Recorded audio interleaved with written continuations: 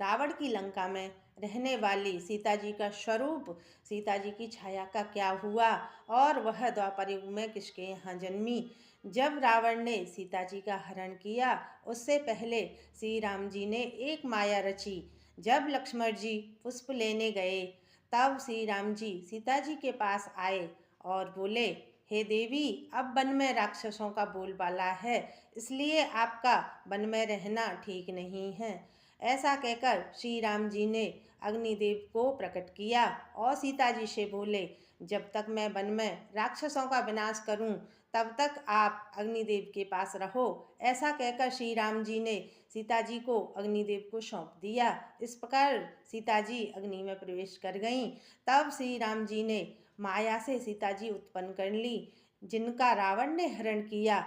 सीता जी को अग्निदेव को सौंपने की बात लक्ष्मण जी को भी नहीं पता थी। जब रावण के वध के बाद सीता जी श्री राम जी के पास लौटी, तो श्री राम जी ने सीता जी को अग्नि परीक्षा देने को कहा, क्योंकि श्री राम जी अब वास्तविक सीता जी को प्रकट करना चाहते थे। इस प्रकार सीता जी ने अग्नि परीक्षा दी, तो माया से उत्पन्न सीता जी अग्नि में प्रवेश कर गईं और वास्तविक सीता जी प्रकट हो गईं।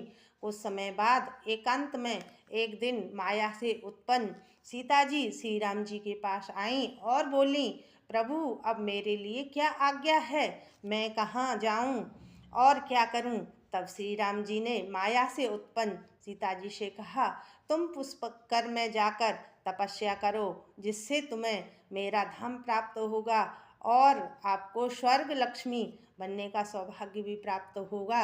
इसके बाद माया से उत्पन्न सीता जी पुष्कर चली गईं और वहां जाकर घोर तपस्या की और स्वर्ग लक्ष्मी बनने का सौभाग्य प्राप्त किया। जब द्वापर युग में श्री हरि विष्णु ने श्री कृष्ण के रूप में जन्म लिया, तब यह माया से उत्पन्न सीता जी महाराज द्रुपद की पुत्री के रूप में यज्ञ से उत्पन्न हुई और याज्ञसेनी कहलाईं।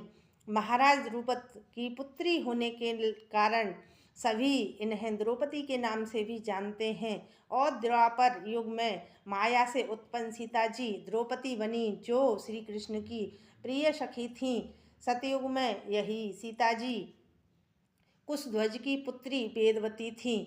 अगर आपको मेरी यह वीडियो अच्छी लगे तो कृपया लाइक और कमेंट करना। जय श्री राम, जय हनुमान। श्री शिवाय नमस्तुभ्यं।